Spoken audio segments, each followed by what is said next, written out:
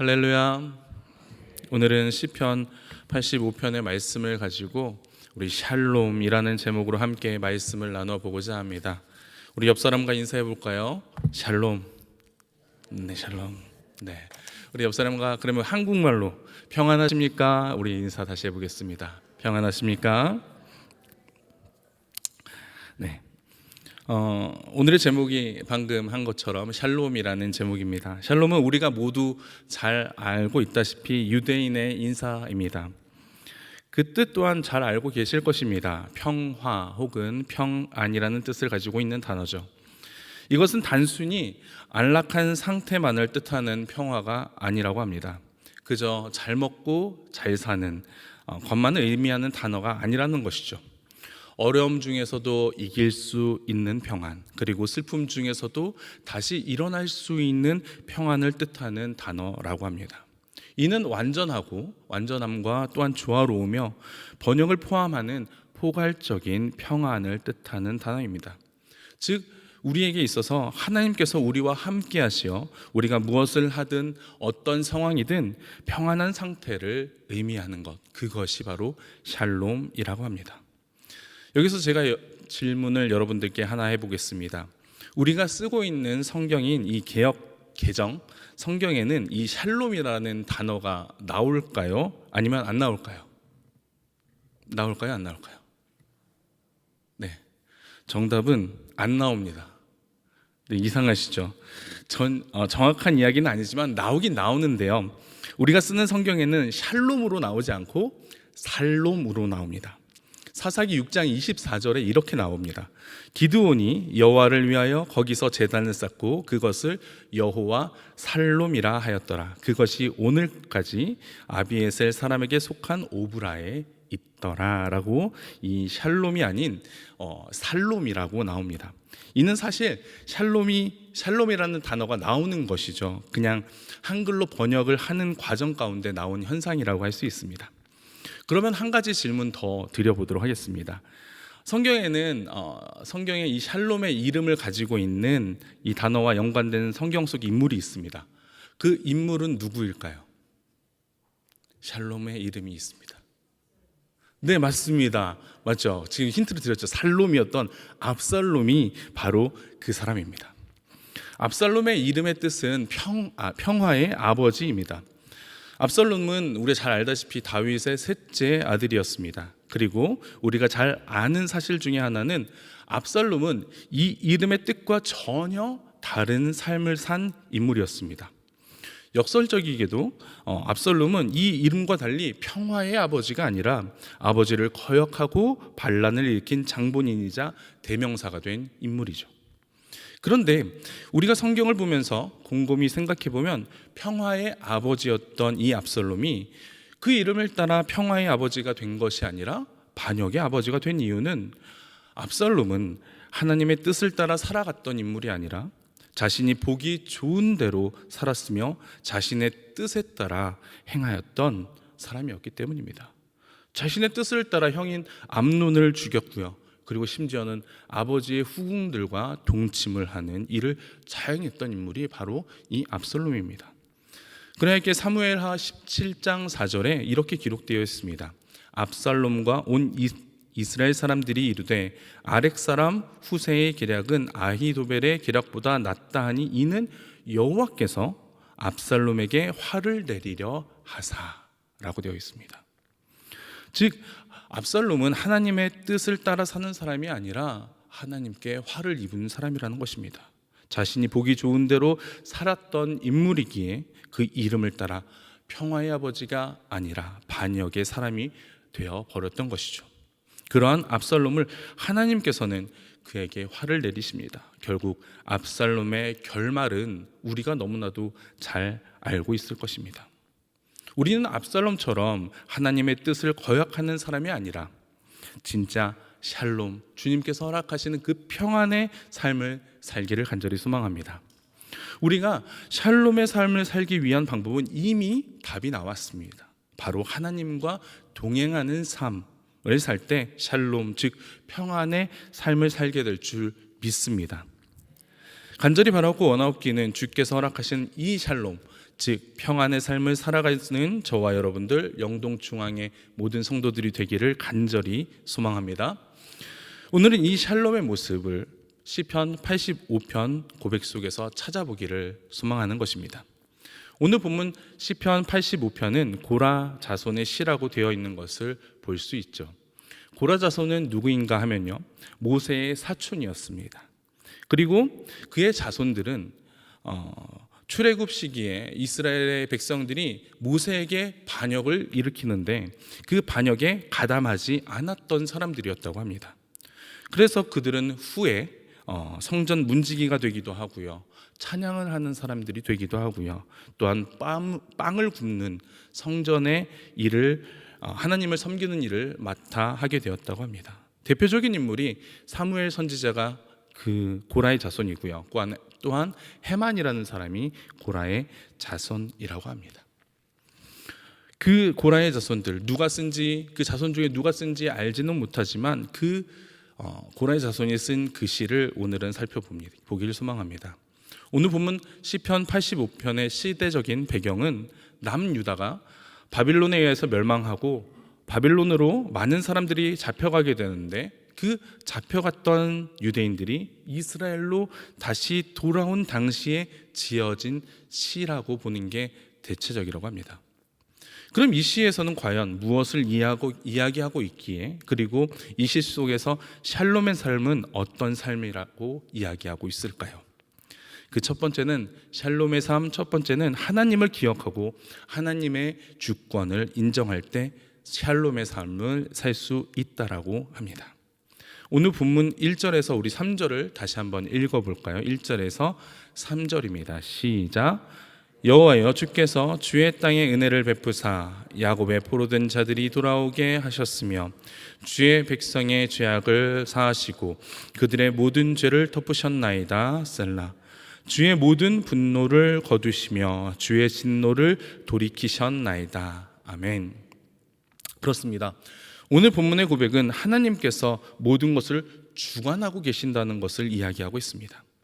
은혜를 베푸시어 포로된 자들이 돌아오게 하신 것도 하나님이시며, 죄악을 덮으신 것도 하나님이시고, 또 분노를 거두어 진노를 돌이키신 것도 하나님이시다는 겁니다.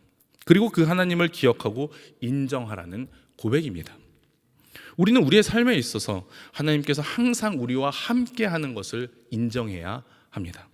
그리고 세상 모든 것을 주관하시는 것도 하나님이시라는 것을 인정해야 할 것입니다. 제 뒤에 잠언 16장 9절이 적혀 있는데요, 이 잠언, 사람이 마음으로 자기의 길을 계획할지라도 그 걸음을 인도하시는 이는 여호와시라 라고 쓰여 있습니다. 우리는 이 말씀과 같이 살아야 합니다.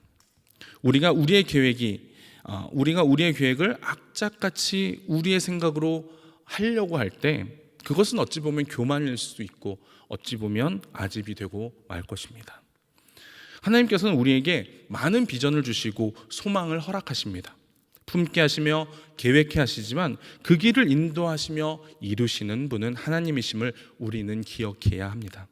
심지어는 그 비전도 품게 하신, 허락하신 이도 하나님임을 우리는 인정해야 할 것입니다. 더 나아가 우리가 하나님께로부터 창조되었으며 또한 이렇게 존재할 수 있는가라는 이 원론적인 고민들, 그리고 하나님께서 오늘 이렇게 우리를 예배를 드릴 수 있는 장소와 시간과 이렇게 환경을 허락하시지 않으셨으면 우리가 이렇게 예배를 드리며 살아갈 수 있는가 하는 생각은 하나님을 믿는 성도라면 늘 가지고 살아야 한다는 것입니다. 오늘 시편의 기자는 그 모든 것이 하나님의 손에 달려있음을 고백하고 있는 것입니다. 이것이 샬롬의 삶인 줄 믿습니다. 만약에 고민을 하며 길을 걸어가다가 어떤 사람을 만나 고민이 해소되었다고 생각해 보십시오. 세상 사람들은 그것을 우연이라고 이야기하거나 운명이라고 포장을 할 것입니다. 그러나 우리 그리스도인들이 항상 이 상황 중에 고백해야 할 것은 하나님께서 인도하셨다인 줄 믿습니다. 사랑하는 성도 여러분, 샬롬의 삶을 살고 싶으십니까? 주님께서 모든 것을 주님께 모든 것을 내어 맡기는 삶이 되시기를 간절히 소망합니다. 그리고 무엇보다 내어 맡기는 삶 가운데 의심하거나 의문을 품는 삶이 아니라 의심과 의문을 넘어서 확신과 확증의 삶을 살아가기를 간절히 소망합니다. 하나님께서는 우리에게 더 좋은 것으로 인도하시며 모든 것을 아시고 보시며 인도하시는 분인 줄 믿습니다. 그러면 샬롬의 삶, 그 두 번째는 어떠한 삶일까요? 그 두 번째는 간구하는 삶이어야 한다는 것입니다. 하나님께 간구하는 삶. 그럼 무엇을 간구해야 할까요? 오늘 본문 4절에서 우리 7절을 한 목소리로 다시 한번 읽어보겠습니다. 4절에서 7절입니다. 우리 구원의 하나님이여, 우리를 돌이키시고 우리에게 향하신 주의 분노를 거두소서. 주께서 우리에게 영원히 노하시며 대대히 진노하시겠나이까? 주께서 우리를 다시 살리사 주의 백성이 주를 기뻐하도록 하지 아니하시겠나이까? 여호와여, 주의 인자하심을 우리에게 보이시며 주의 구원을 우리에게 주소서. 아멘. 우리는 주님의 인자하심으로 인해서 주님의 구원이 있기를 간구해야 할 것입니다. 아무리 법 없이 살 사람이라고 하더라도 주님의 기준으로 바라보았을 때는 우리 모두는 죄인인 것입니다. 그러하기에 우리는 우리가 죄에서 구원을 얻기를 늘 간구해야 합니다. 또한 그런 구원이 나에게만 있는 것이 아니라 우리의 가족과 이웃, 사랑하는 친구들에게도 있기를 간구하여야 할 것입니다. 제가 얼마 전부터 박성찬 목사님과 함께 읽고 있는 책이 있습니다. 리차드 마우라고 하는 신학자가 쓴 무례한 기독교라는 책인데요. 그 책에서 샬롬에 관한 글이 있어서 발췌해 봤습니다. 제가 읽어드릴게요. 한번 들어보세요. 무례한 기독교 91페이지에 있는 내용입니다. 평안에 해당되는 히브리어는 샬롬으로 흔히 평화로 번역되지만 어느 한 단어로 포착할 수 없을 만큼 풍부한 뜻을 담고 있다. 거기에는 평화로움과 더불어 정의의 개념과 번영의 개념도 내포되어 있다. 그렇다면 예레미야의 입을 통하여 그 포로된 백성은 적대적인 환경에서 그들을 둘러싼 그 이방 민족의 평안에 대하여 신경을 많이 쓰라는 분부를 받은 셈이다. 이것이야말로 시민 교양으로의 초대다. 하나님은 이스라엘 백성에게 그리고 우리에게 우리의 이방인 이웃에 대하여 무관심해서도 적대감을 품어서도 안 된다고 말씀하신다. 우리는 그것의 샬롬을 구해야 한다. 그들의 샬롬을 구해야 한다. 사실은 타인의 샬롬을 추구하는 중에 우리 자신의 샬롬이 실현되는 법이다. 이 모든 일을 하려면 노력이 필요하다. 영적인 노력 말이다. 심지어 우리가 별로 좋아하지 않는 사람들의 유익을 위해서라도 열심히 생각하고 행동하는 연습을 해야 한다는 뜻이다. 마치 남을 돌보는 듯이 행동하기만 하면 된다면 그것은 비교적 쉬운 일일 것이다. 그러나 성경적인 관점에서 보면 그것으로 충분하지 않다. 타인의 샬롬에 대해 진정한 마음을 가져야 하고 그러한 상당한 영적인 노력이 필요할 것이다 라고 되어 있었습니다. 어떻게 들으셨습니까? 저는 이 부분을 아침에 카페에 앉아서 읽으면서 순간 멍해질 수밖에 없었습니다. 아니요, 더 노골적으로 표현하면 순간 책을 이렇게 들고 있다가요 순간 탁 놓았습니다. 왜냐하면 목사인 저도 사람인지라 주변에 껄끄러운 사람이 있을 수 있고요, 그리고 불편한 사람이 있을 수 있습니다. 삶을 살아가다 보면 저도 적대시 되는 사람이 생기기도 합니다. 그러나 성도된 입장으로 그들을 미워하거나 그들을 해코지하지는 않습니다. 그러나 그들이 잘 되기를 바라지는 않고요, 또 잘 되는 모습이 있다면 많이는 아니지만 솔직히 얘기해서 아주 약간은 배가 아픈 게 저의 솔직한 모습입니다. 그런데 이 책에서는 제가 미워할 수도 있고 또한 불편한 그들의 샬롬, 그들의 번영과 평안을 위해서 간구하라고 말하고 있던 것입니다. 그래서 책을 탁 놨어요. 그리고 그 아침에 하나님께서 저에게 하는 메시지와 같았습니다. 그렇습니다. 우리는요, 우리의 생각으로 사람을 재단하고 평가합니다. 우리의 생각으로 우리의 삶을 살아갑니다. 그러나 사랑의 하나님께서는 우리가 함께 살아가고 하나님과 함께 살아가기를 원하십니다. 그리고 온 인류가, 모든 사람들이 예수 그리스도를 알고 그분으로 인해서 우리 모두가 구원을 얻기를 원하신 줄 믿습니다. 그러하기에 우리는 주님께 간구해야 할 것입니다. 무엇을요? 우리의 구원을. 그리고 그것이 나의 구원뿐만 아니라 우리의 가족과 이웃, 그리고 친구들, 또한 믿지 않는 많은 사람들, 심지어는 그것이 나와 껄끄러운 그 사람들께까지도 우리가 구해야, 하나님께 그 구원을 간구해야 한다는 것입니다. 사랑하는 성도 여러분, 우리에게 기쁨을 허락하시며 인자하심으로 우리에게 구원을 허락하시는 그 주님만을 의지하기를 소망합니다. 그분께만 간구하는, 그리고 그러해서 진정한 샬롬의 삶을 살아갈 수 있는 저와 여러분들 영동중앙교회의 모든 성도들이 되기를 간절히 소망합니다.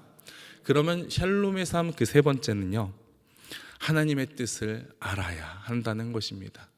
그리고 이어서 네 번째는 하나님의 뜻을 알고 그것을 소망해야 한다는 것이죠. 오늘 본문 8절에서 우리 9절도 함께 읽어볼까요? 8절에서 9절입니다. 시작.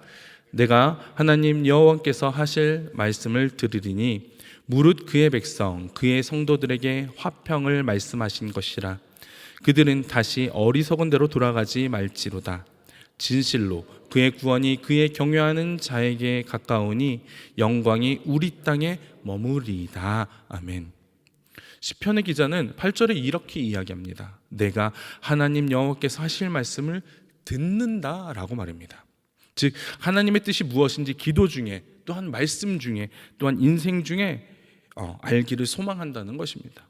그리고 그 하나님은 화평의 하나님이시며 인도하시는 분이시고 구원하신 분이라고 고백하고 있는 것을 볼 수 있습니다. 그렇습니다. 얼마 전에 2주 전인 걸로 기억합니다. 금요기도회에서 담임 목사님께서 말씀하셨습니다. 우리의 기도는 하나님의 뜻이 무엇인지를 듣기를 간구하는 기도여야 한다라고 강조하셨습니다.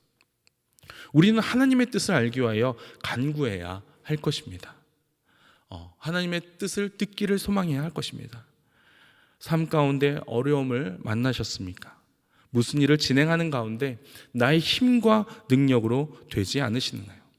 모든 일을 멈추고 하나님의 뜻을 듣기를, 하나님의 말씀에, 음성에 귀 기울이기를 소망합니다. 하나님께서는 우리에게 더 좋은 곳으로 인도하시는 우리의 아버지 되시는 하나님이시며 우리에게 소망을 보이시고 간구하는 우리를 외면치 않으시기 때문입니다. 그리고 10절부터는 그 하나님의 뜻을 듣는 것을 넘어서 간절히 소망하고 있는 것을 볼 수 있죠. 10절입니다. 인애와 진리가 같이 만나고 의와 화평이 서로 입맞추며 진리는 땅에서 솟아나고 의는 하늘에서 굽어보는도다. 여호와께서 좋은 것을 주시리니 우리 땅이 그 산물을 내리로다. 의가 주의 앞에 앞서가며 주의 길을 닦으리로다. 아멘. 이것이 무엇을 의미하는 것입니까? 바로 하나님의 통치 안에서, 하나님의 주권 안에 있는 것을 의미하는 것입니다. 상상해 보십시오. 하나님의 인애, 즉 어진 마음으로 사랑하는 그 하나님의 사랑과 하나님의 진리가 만나는 것을 말입니다. 또 하나님의 의, 즉 하나님의 뜻과 화평, 즉 평안이, 샬롬이 서로 입맞추어서 땅에서 이루어지고 있는 것을 말입니다. 상상해 보십시오. 이것은 이러한 하나님의 통치로 인해서 이 땅에서 하나님의 나라가 실현되고 있는 것을 의미하는 것입니다. 이 얼마나 좋은 세상일까요? 몇 주 전에 청소년부 아이들에게, 제가 청소년부를 담당하고 있잖아요. 청소년부 아이들에게 영생과 또 정체성이라는 개념에 대해서 이야기하면서 우리에게 영생은 언제 이루어질 수 있느냐라는 이야기를 했습니다. 우리가 우리의 정체성을 언제 확립할 수 있느냐라는 설명을 한 적이 있어요. 성도들에게 묻겠습니다. 영생은 언제 이루어진다고 생각하십니까? 죽으면 이루어지나요? 아니요. 영생은, 그리고 우리의 정체성은 또 더 나아가 하나님의 나라는 우리가 하나님을 믿는 그 순간부터 우리에게 주어지는 줄 믿습니다. 그러나 우리는 땅을 밟고 사는 죄인인 인간이기에 그 모든 것을 우리의 힘과 능력으로 이루어갈 수는 없습니다. 즉 하나님의 도우심이 필요합니다. 하나님의 도우심과 하나님의 뜻을 바로 알아야 합니다. 그것이 무엇입니까? 그것을 알기 위한 우리의 행위들이 무엇입니까? 그것이 바로 기도의 삶을 통하여 하나님의 뜻을 알고 기도의 삶을 통하여 샬롬의 삶을 실현해내는 것, 살아내는 것을 말할 것입니다. 헨리 나우엔의 신부의 일기라는 책에서 이러한 구절이 나옵니다. 그 사람이 쓴 거예요. 들어보세요. 기도는 내 마음을 청소하고 새로운 공간을 창조하는 유일한 길이다. 그 내면의 공간이 얼마나 중요한지 나는 발견하는 중이다. 거기에 공간이 있을 때에만 타인의 많은 염려를 받아들일 수 있을 것 같다. 나는 다수를 위하여 기도하며 그들을 친밀하게 느낄 수 있다. 감옥에서 그리고 북아프리카 사막에서 고통당하는 수천 명을 받아들일 만한 공간까지 있는 듯하다. 때로는 내 마음이 인도네시아 여행하는 내 부모로부터 로스앤젤레스에 사는 친구들까지 칠레의 감옥에서부터 브루클린의 교구까지 확장되는 듯하다. 물론 기도하는 건 내가 아니라 내 안에 계신 하나님의 영이라는 것을 알고 있다. 그분이 친히 내 안에 기도하시고 지금 여기에서 그분의 사랑으로 온 세상을 만지신다. 그 순간에는 기도의 사회적 적절성 따위의 모든 질문은 쓸데없는 소리처럼 들린다 라고 말이죠. 기도가 우리의 마음을 청소하는 것이랍니다. 그리고 그렇게 확장되었을 때 우리가 많은 것을 받아들이고 또한 그것으로 인해서 우리가 많은 샬롬의 삶을 살아낼 수 있다라고 이야기하고 있었습니다. 그러나 그것은 우리 힘과 능력으로 되지 않습니다. 내 안에 계시는 이 하나님의 영, 성령님께서 우리를 주관하시고 인도하셔야 우리는 이뤄낼 수 있을 줄 믿습니다. 말씀을 맺기 소망합니다. 간절히 바라옵고 원하옵기는 우리 모두 이 샬롬의 삶을 살아가기를 간절히 소망합니다. 그러나 그 샬롬은 우리의 힘과 능력으로 이룰 수 없는 것입니다. 주님이 필요합니다. 주님께서는 주님의 힘과 능력을 인정하고 또한 높이는 자들을 만나 주십니다. 또한 찾아오셔서 인도해 주시리라 믿습니다. 주님께서는 주님께 간구하고 주님의 뜻이 무엇인지 매일 알기를 노력하는 성도들을 만나 주시고 인도해 주실 줄 믿습니다. 우리는 그 주님께서 우리와 함께 하시며 우리의 삶을 인도해 주심을 믿고 확신하며 나아가기를 소망합니다.